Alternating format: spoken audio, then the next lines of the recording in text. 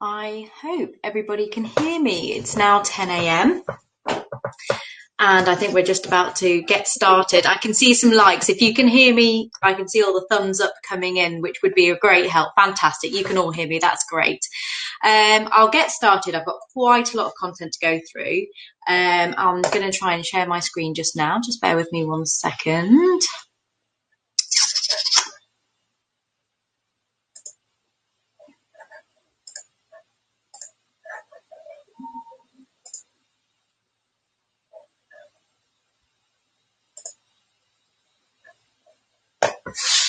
Okay, hopefully you can all see that.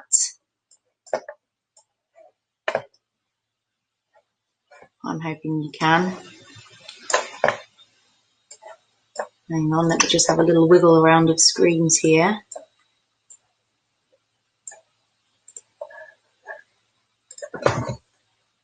Sorry guys, just bear with me, the joys of technology.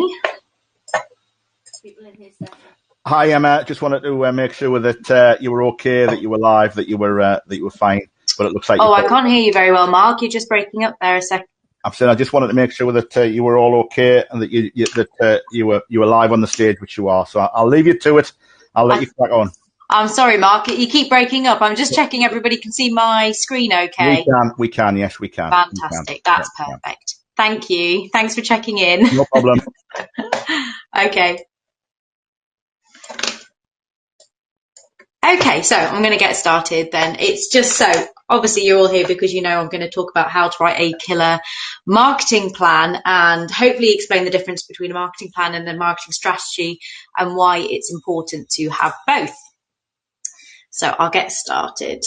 So I'm going to cover, obviously, like I say, the difference between a marketing strategy and a marketing plan, the fundamentals that you're going to need before starting a marketing plan, including market research, competitor research, identifying a target market, creating a buyer persona, reviewing marketing assets, and outlining your goals and objectives as well. I'm afraid as I'm sharing my screen, I can't see much popping in from people. So what I'll do is I'll store up all the questions till the end, and then hopefully we'll have a quick Q&A before the session ends. But I'm Emma Van Naiuwenhuijzen, a very lengthy Dutch name, I know, so a bit of a mouthful, but I'm from Shooting Star, and we are a PR and marketing digital agency based in Lincoln.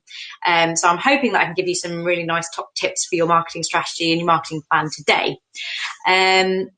So just moving on. So I'm going to do a little bit of theory before we get into the nitty gritty, just explaining a bit about marketing and what it is in its most basic definition. So I've put two definitions there, one from the Oxford English Dictionary, who describes, which describes marketing as the action or business of promoting and selling products or services, including market research and advertising. But the Chartered Institute of Marketing, the professional body for marketing, describes or defines marketing as the management process responsible for identifying, anticipating, and satisfying customer requirements profitably. But really, what is marketing? When you would ask, average Joe in the street, many people do mistake marketing as only being sort of promotion, but in reality, promotion only forms a very small part of marketing strategy. Marketing is incorporated in everything that a business does in terms of the journey of a business's products or services from start to finish. Many businesses are engaging with marketing without even knowing it.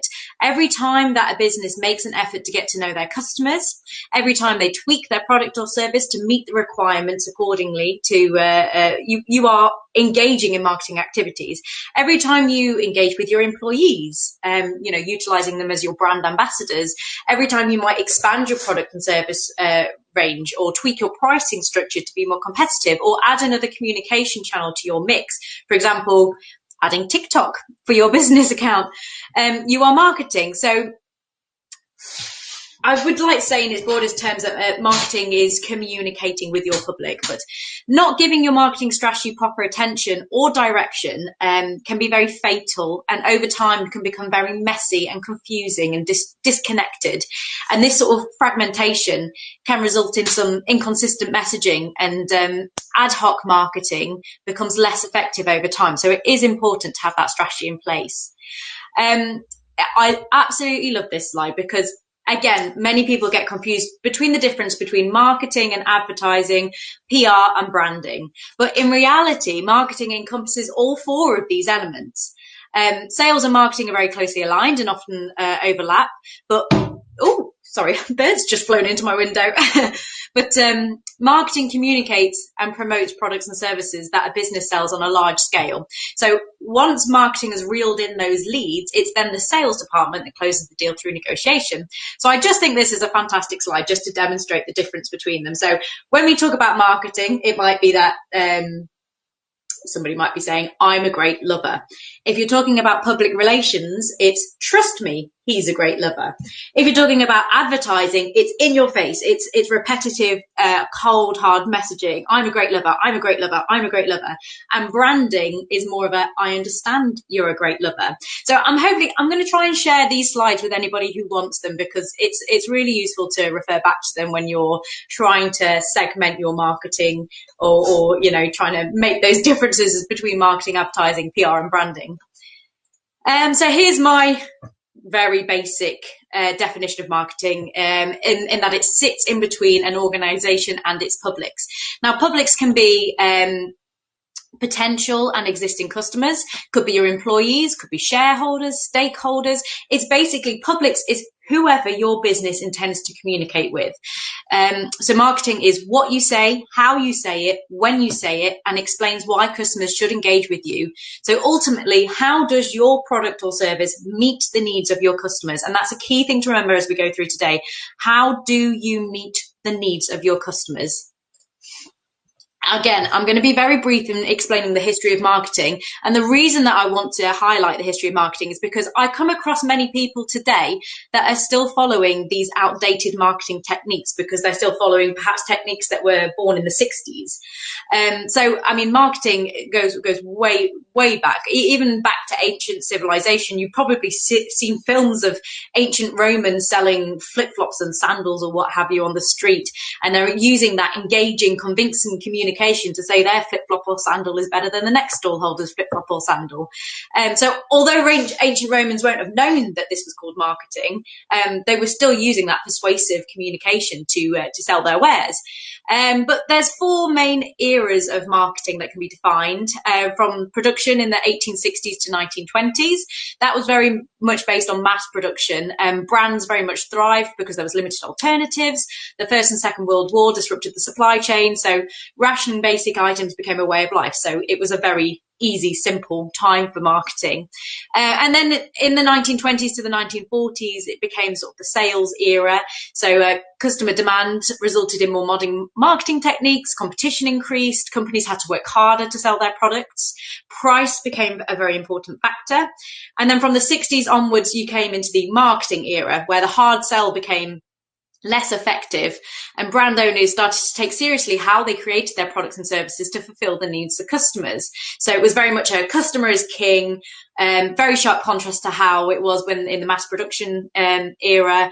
And now marketing has very much started to be interwoven into how a successful company might use employees to engage with customers.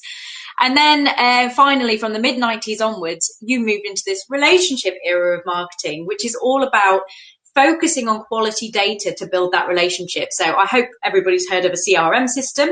So a CRM became a key tool from the mid-90s onwards for marketers to start collecting and analysing data and using this to build relationships with customers.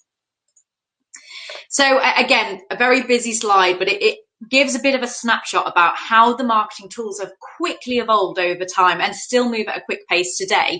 So from the sort of 1730s and 1800s, magazines became first printed. There were posters all over London. Actually, they became banned in London in the 1830s because they were just peppered all over the city, which I don't think it's banned anymore because I still see them everywhere. But we've moved through billboards and radio advertising to television advertising.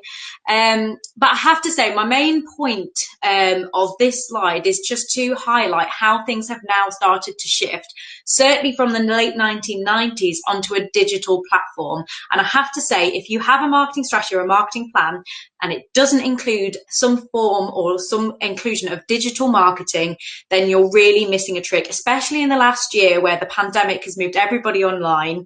You need to be starting to look at your digital strategy, and I'll touch on that as we go through the webinar.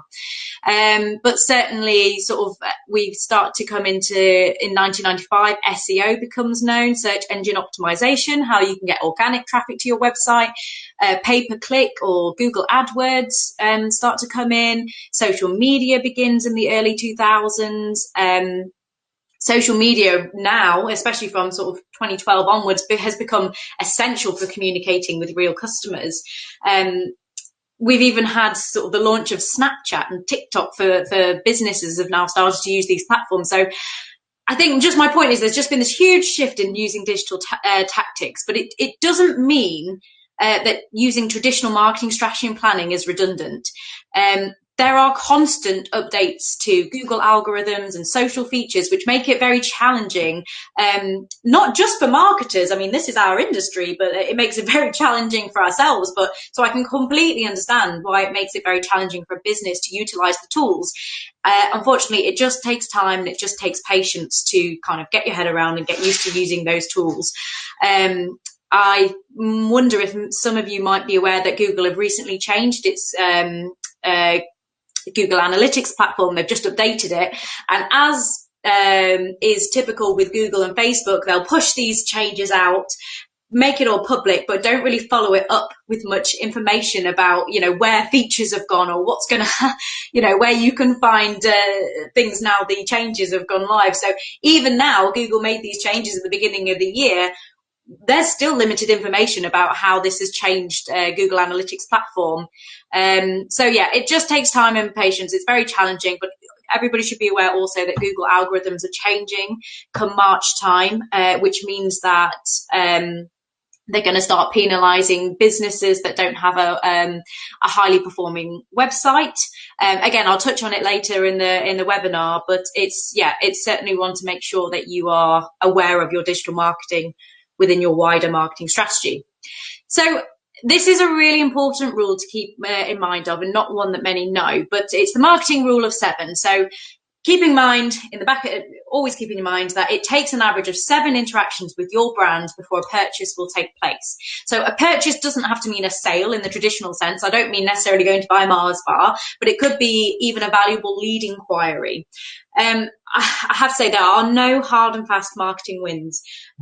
Marketing takes time to see results. It can often take 6 to 12 months to see any return. So, you know, whether it be a SEO strategy, a pay-per-click strategy, a paid advertising or a PR media relations strategy, whatever it will be, it takes time to see any return and to take effect. So businesses need to constantly be banging that drum, reaching out to their audiences, using a variety of tactics of channels to make sure that those customer touch points are always happening, keeping that sort of rule of 7 in mind. So the difference between a marketing strategy and a plan, and why it's important to have both. So the strategy is what you're offering, what your company stands for. Quite often this is outlined in your brand's guidelines, but it should outline what industry or niche that you serve, who your target audience is, who your main competitors are. So it's almost a bit of a guide to your company, who you are, what you stand for, you know, who you're trying to communicate with, what you're offering. And the plan is the how. The plan, it can be a 6 to 12 month plan. Within that plan, you could have creative campaigns. By creative campaigns, I mean, it could be a competition, could be a national awareness day, could be a planned press release or a product launch. So the plan is very much like how you're going to enact your strategy. The plan will set key performance indicators, will set goals, objectives. It will outline which audience you plan to focus on, which messages you're going to push, and which channels you're going to use. So I want to cover how you're going to create a strategy and how you're going to create a plan, but make sure you know the differences between the two in your mind. So I always say that a strategy without a plan of action is kind of redundant, and a plan of action without a strategy lacks focus and consistency.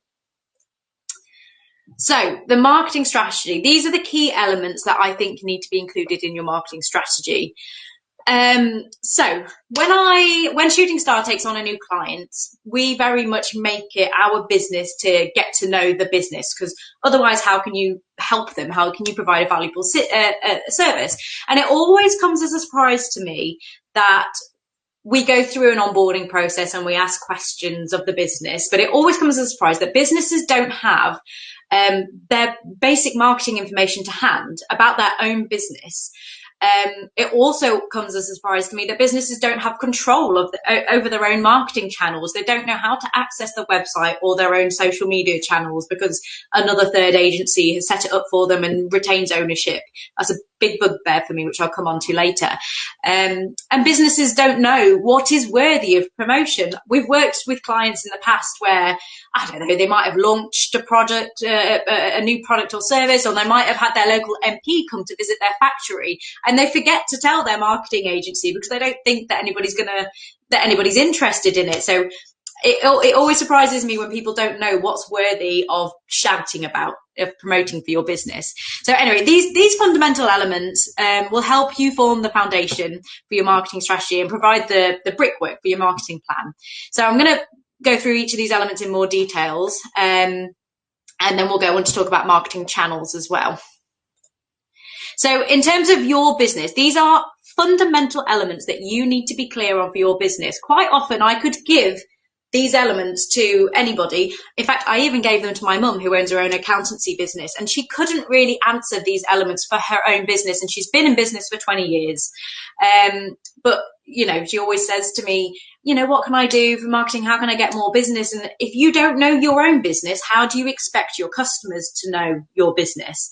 So not only does it help in completing these elements, not only does it help you distinguish yourself from competitors, but it also gives you a marketing and sales strategy to focus your efforts on. And it's also benefit for internal and external communication. So if you're recruiting new staff members, if you've got these elements to hand, you can make sure they fully know your business. They fully know what you're trying to achieve and who you are. So often this information can be found in your brand guidelines. You don't have to pay a branding agency to create yourself a brand guidelines. Even if you had a page of A4 in which you jotted down this information, it can be enough to help you, keep focus and set the basis for your strategy. So a mission statement tends to be about 100 words, or no more than 100 words, and it explains why your company exists. It's action orientated, it demonstrates purpose, it's simple and concise, and it should cover your target audience, the product and service, and what makes you unique. The vision tends to be about 35 words max, and explains what your company aspires to be. The values tend to be the key pillars that your organization stand for. So is it luxury? Is it quality? Is it heritage? Is it convenience? So pick a handful of key values that you want to focus on for your company. Your unique selling point, what sets you apart from competitors? The brand personality, what human characteristics defines your brand? How will you be relatable to your customers? Do you want to be funny? Are you honest? Are you trendy? Are you family friendly? There are 3 main frameworks that can help you define your brand personality, which I'll just flick onto on the next slide. But it's worth doing, it's worth reviewing, because that's obviously how that human nature is what people relate to with a brand. Your brand style. So is the brand personality reflected in the logo? Do you have consistent font usage, color palette, imagery? Is the brand's written and visual style consistent across all your communication channels? And then finally, the tone of voice. How do you speak to your customers? Are you chatty and informal or conversational? Are you professional and technical? So choose these elements wisely and make sure they're consistent across all your communication channels. So just a quick one about brand personality. This is a really common framework. If you're struggling to try and define what your brand personality is, use this framework. It's from a chap called Acker, so Aker. So this was his brand archetype framework, and it's a combination of personality dimensions, and really what you want to be doing is choosing 3 to 5 adjectives. Doesn't all have to be from the same pillar, but it might help you identify not only define your brand, but identify your target market and craft those key messages to suit. So I mean, you could choose any kind of, well, I'll go on to talk about an example now. I'm going to apply those elements I've just spoken to, I'm going to apply to IKEA. So I've written here IKEA's mission statement, the vision, the values, the unique selling point. So their mission statement is to offer a wide range of well-designed, functional home furnishing products at prices so low that as many people as possible will be able to afford them. So they've identified their target market, they've identified their product or service, and they've also tried to talk about their USP as well. Their vision, so what they aspire to be, is to create a better everyday life for the many people. Their values, they've got quite a few values actually. If you go onto their website, they've got several values. Togetherness, caring for people and planet, cost conscious, simplicity, renew and improve, different with a meaning, give and take responsibly, and lead by example. So I'd normally say that's probably a bit over eggs, like it's probably a few too many values, but it doesn't matter as long as it's clear and consistent across your channels. Their USP, good furniture, good price, and unique purchasing experience. We've all been in the IKEA shops and had that unique, I don't know if I'd call it unique purchasing experience, but it's definitely up some people's, definitely suited to some. Brand personality. So they have chosen these from that framework that I just showed you on the previous slide. So from that sincerity pillar, they chose honest.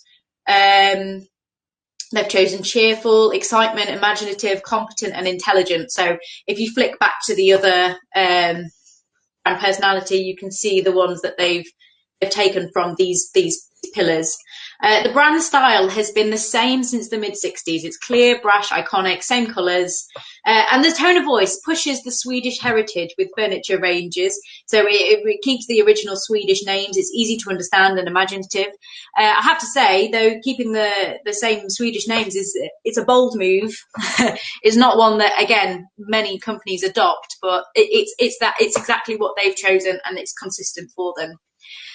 So setting goals and objectives to help focus your marketing efforts, and it also helps prioritize what to get cracking on first.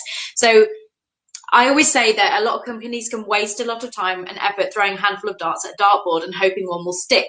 However, setting goals and objectives are going to help you to be a bit more targeted and effective. So the goal is a broad aim that you wish to achieve. So many marketing goals tend to fall under 5 main categories. It could be to increase brand awareness, to improve brand loyalty, to generate high quality leads, to maintain or grow thought leadership, so positioning yourself as an expert, or to engage your employees. That's the 5 main categories that people tend to define under a marketing goal. And under the marketing objectives, make sure that you're setting SMART objectives, so also known as KPIs, so specific, measurable, achievable, relevant, and time-bound objectives.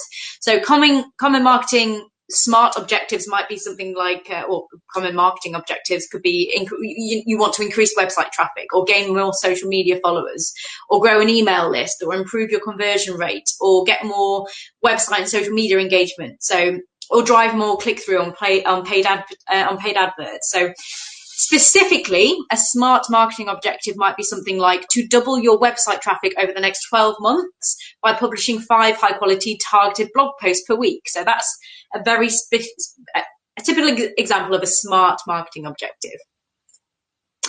Marketing strategy. So your target market, it's a group of people you want to target. I'm going to try and whiz through because I'm conscious of the time, but your target market is a group of people you want to target. So you will segment your target market into more defined categories based on demographics, psychographics, geographics, and the behavior. So why you profile your target market and segment them into audiences, it helps you get to know your customers better, and it helps create stronger, more targeted marketing messages. It helps you identify more suitable marketing tactics and attract quality leads. It differentiates you from competitors and identifies opportunities. But really, this getting to know your target market is really, begs the question, who are your customers? Who are your current customers, and who is your ideal client?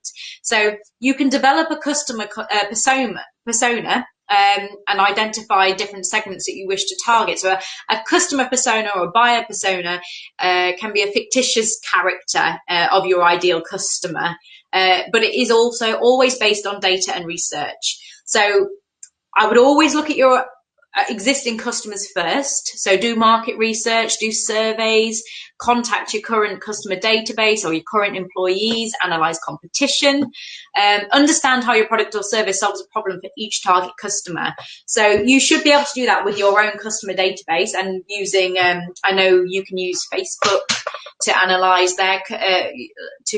your competitor audiences as well. But if you are a brand new company just launching to market, you can also use sites like YouGov and Ipsos and SEMrush, and that will give you a lot of research or data to make an educated sort of, decision on who your target customer will be. So just to give you a quick example, McDonald's, can we name the target audiences for McDonald's?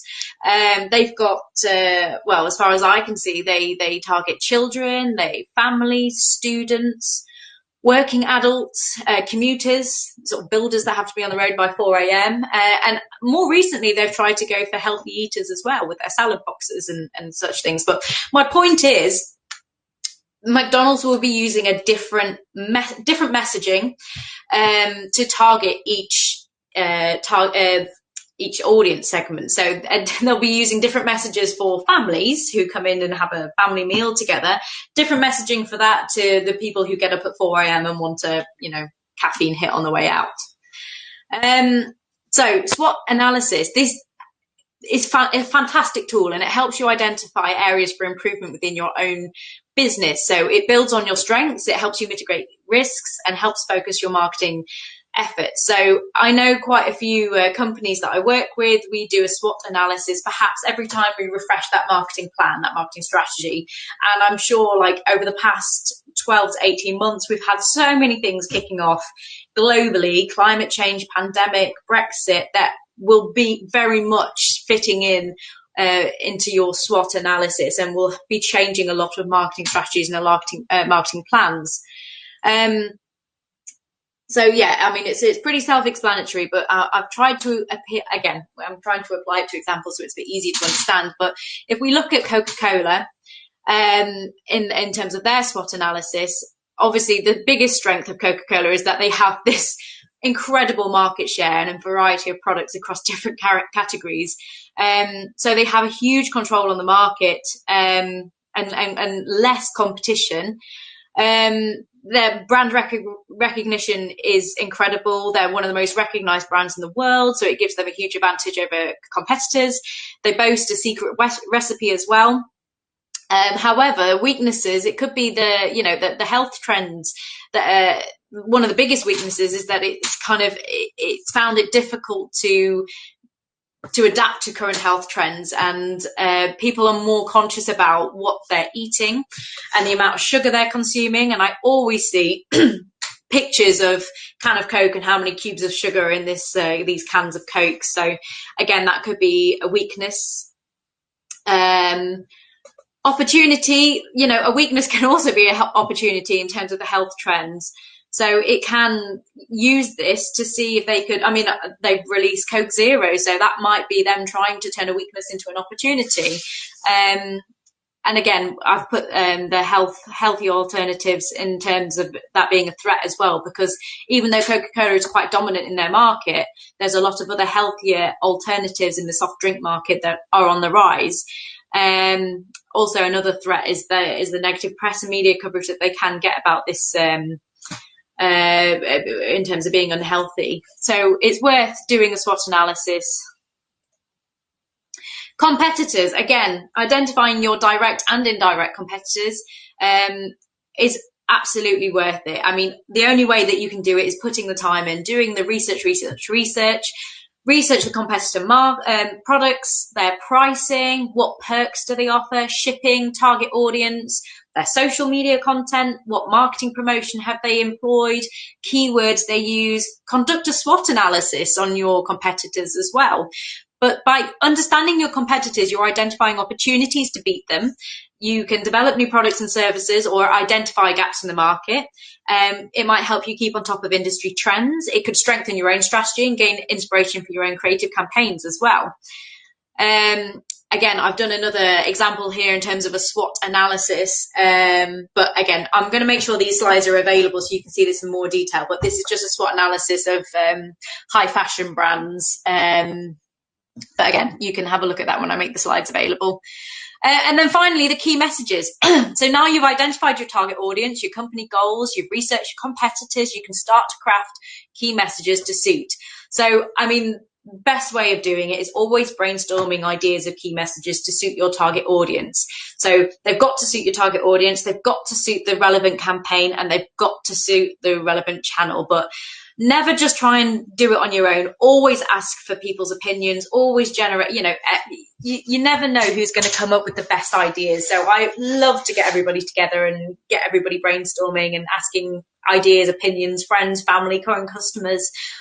And once you've got your key messages crafted, test them, review them, and refresh them. Keep testing them, keep reviewing them, keep refreshing them, and you'll be well on your way. So again, not a lot is mentioned about the budget for your marketing. I do get asked about it a lot. And this is just a really quick overview in terms of how much you should be spending on your marketing strategy. So for an established company, about 6 to 12% on gross revenue should be spent on marketing. And for new companies to market, it's about 12 to 20% of your gross revenue should be spent on marketing. So this is again, you might have heard of the marketing mix. I'm going to try and whiz through it, but it's basically, we've explained about the fundamental elements of marketing strategy and the difference between a plan and a strategy. But what I want to do with the marketing mix, it bridges the gap between a marketing strategy and a marketing plan. It's tactical. So it helps you to affect your strategy into your plan. So, for example, I had a meeting with a client not too long ago, and every 6 months we will have a review and innovation meeting, and it will all be based around the marketing mix. We will review every element in the marketing mix every 6 months and make sure that we're on track in our marketing plan. So it's a common tactic to help you develop an effective marketing plan. These are the 7 main P's of the marketing mix. And again, I'm going to try and apply it to an example to make it easier to understand. So the first one, product, I'm going to apply it to Apple. So it might seem obvious, but developing particulars of a quality product, it takes time. And Apple products have evolved tremendously over time, and it has positioned itself as a premium brand. Many businesses get excited about developing a product, and then they hope to find a market for it afterwards. But in reality, a product should meet the needs of a target audience. So Apple products, they always pride themselves on being innovative, and it's developed after thorough customer research. So the brand prides itself on knowing what the customer wants. Now, a product doesn't have to be a completely new product. It could be an update or a new feature to your existing product or service. But the premise remains the same. It needs to provide value for the customer. So understand what the customer needs are and assume that those needs might change in the future. Regularly check what your customers want. And don't try and fit a square peg into a round hole. There's no point selling an a la carte meal to somebody who just wants a KFC. So price, again, might seem pretty obvious, but a product is only worth what a customer is willing to pay for it. So a price needs to be competitive, but you don't always have to be cheaper. So Apple certainly aren't the cheapest on the market. They always instill a premium pricing, but the brand prides itself on being, again, the forefront of innovation and offering a certain lifestyle with their products. So customers are happier to pay that price for premium brands. But also, if I apply it to a real world example, premium pricing strategy attracts a more kind of high-end consumer. But if you're paying a premium price, people tend to expect a better service, a more personal service, perhaps additional perks along with the product. So just bear that in mind. You don't have to be the cheapest, but make sure that you're offering value. Place. So obviously the customers that people buy your product and service could be brick and mortar or online. I've mentioned before that you need to make sure that if your website is your shop window, you need to make sure that this platform is as effective as it can be. And especially in the last 12 months, so many people have moved online. You need to make sure your digital strategy is in place. I'm aware of the time, so I'm going to kind of keep whizzing through to get to more of the plan. So this is Apple's promotion as well, in terms of their very attention grabbing and they have consistent messaging. I don't know if you'll be able to hear this. I hope you can.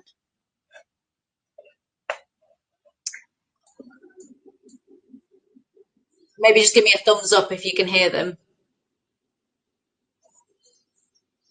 I don't know. I don't think people can hear it, but so never mind. I'll give it a pause. But this advert was done in 2015, and basically they kind of identified that their competitors were making round earphones, and they were saying, why are we doing round earphones? They need to be ear-shaped. So again, the advert was 30 seconds long, super simple message, keeping it smart, sleek, on brand. So all of their promotions are always smart and sleek and on brand. People. So always bear in mind that customers can't really separate product or service from a staff member who delivers it. So your employees have a profound effect on customer satisfaction. So it's important that they, know your product inside out and and hold the values of your company as well. So that's why those elements that I talked about in the marketing strategy, having that do they know your vision, values, your mission statement? They are great ambassadors and a massive untapped potential for a lot of businesses. So when hiring new staff, and it might sound simple, but making sure that attitude and personality is the right fit for your company, especially if it's a customer facing role, is so important. In terms of the process, this is about how your customer experiences your product. We talked about that marketing rule of 7, but now we're talking about from that first engagement with your product through to the customer purchasing it. Every touch point with the customer leaves an impression and builds an image of your company. So by touch points, I mean a user-friendly website, information given to customers, even, if you're in a bricks and mortar environment, even waiting times and staff interaction. So remember that you can take up to 7 brand interactions until somebody becomes a convert. But remember that our customers reassured at every step that you are a reputable company. So it can help to map out the customer journey from start to finish yourself. If you are purchasing something online, do you get a quick email response? Thank you for your purchase. It's on its way. Be with you in 24 hours. Could improvements be made? Are you clear on that customer journey on the external and internal process? Do you know where that customer request goes to once it's submitted internally? Maybe approach a competitor and see how the competitor deals with that process. Physical evidence. So again, might sound obvious, but building that positive brand image could be from something as simple as having a clean and tidy reception office, but also feedback from previous customers, making sure that you've got that. I mean, you can have Google reviews, you can have the independent reviews featured on your website or in your shop window. So make sure that staff are well trained on your product and they can deliver that first-rate customer service. Well-shot videos demonstrating your credibility are a great tool as well. We know that video has higher engagement on social media, or even links from other companies endorsing your product. Right, this is a really good overview of marketing channels, and I've tried to subdivide these into digital, public relations, traditional marketing, and traditional advertising. There are numerous marketing channels. This isn't even an exhaustive list of marketing channels, but not all of these channels will be relevant for your business, and not all of these need to be employed at the same time for you to have an effective marketing strategy. So you can repurpose content where possible and share across multiple platforms, but make sure you tweak the content to suit the appropriate channel. So, for example, for Shooting Star, when we issue a press release, we might then adapt that press release to include it on our blog, and then we might adapt that blog to then share on our social media channels, and we adapt the message based on what social media channel we're sharing it on. One of my biggest bugbears is seeing a company copy and paste the same message across Twitter, Facebook, and Instagram. They're very different channels and they have very different audiences. So make sure you're adapting your message to suit that channel. Always keep an organized asset folder as well. So your images, your logos, your fonts, your adverts, your copy, your graphics, your video. It makes it easier to create content in the future, and it helps to keep that messaging consistent. Again, I mentioned this earlier, ownership. If you've requested a third party to help you set up your website or social media channels or your Google services in terms of Google Analytics, Google paid ads, Google Search Console. Ensure that it is all set up in your name or your business's name, your company's name. Otherwise, you are at their mercy. They can charge huge fees to make tiny changes.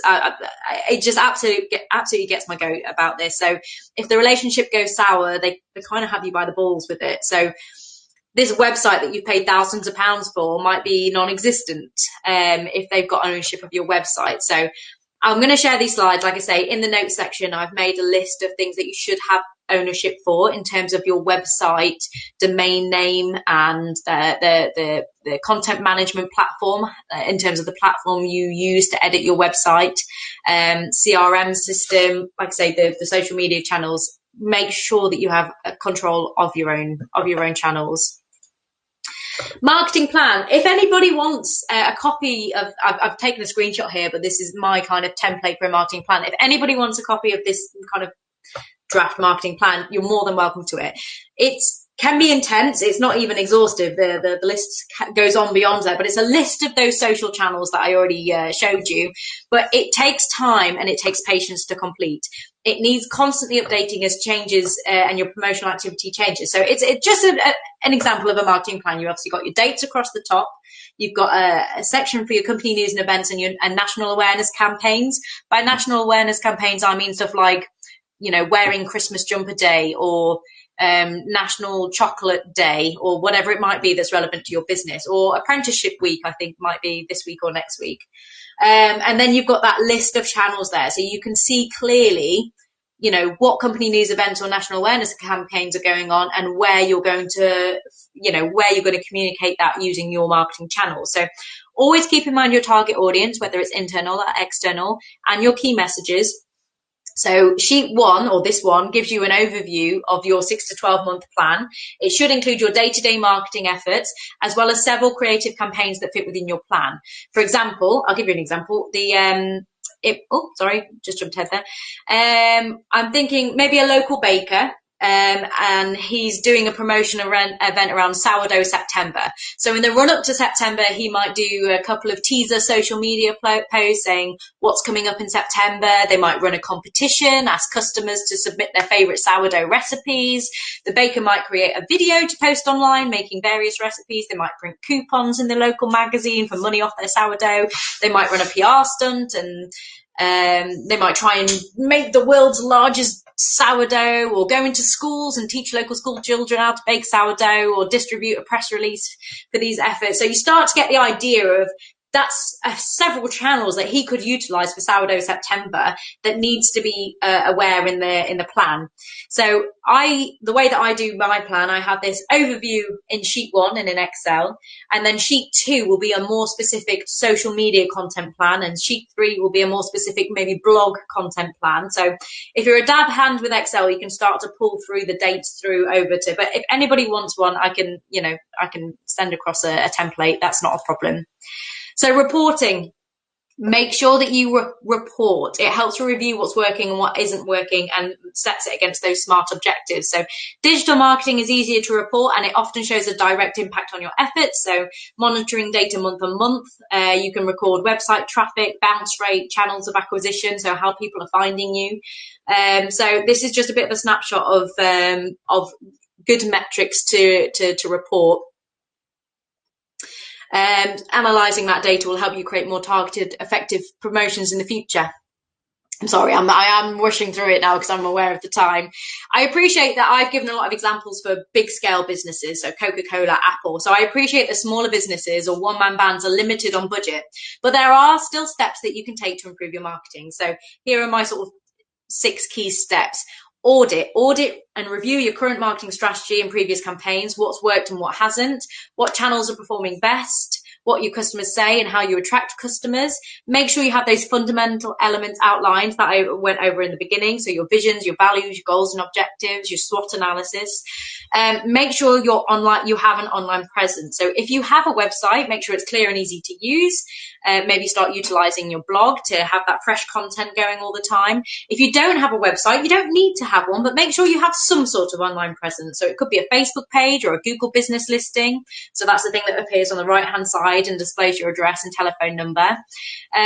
So yeah, getting a bit more technical, you could have a look at how you rank in Google, how you appear on the search engine results page. How is your website performance? You can use free tools to test these things. I think I've got a list of free tools perhaps coming up as well. Here's some tools you can use. So make sure you're utilizing Google Analytics, social media, GT metrics. You can put your website domain into GT metrics and it will give you a website technical performance. So I mentioned that Google algorithm earlier is going to penalize you for the website technical performance. So make sure you get that sorted out. Screaming Frog will go through your website and highlight where you might have some missing holes in your website. So that will affect your search engine optimization. So missing meta tags and titles, missing URL links, all that kind of stuff. So make sure you do that as well. Canva is free and it gives you easy designs for social media or posters. Keyword Planner, Google Keyword Planner. I use SEMrush as well for Keyword Planner to see what keywords will be ranking in Google. Hotjar will show you a behavior map in terms of where your customers are clicking on your website. I think CRM systems are really important because it will help you generate those leads and capture information. Again, Answer the Public is a keyword tool again, which gives you insight into Google search trends. But again, I'll make sure this is available so people have this.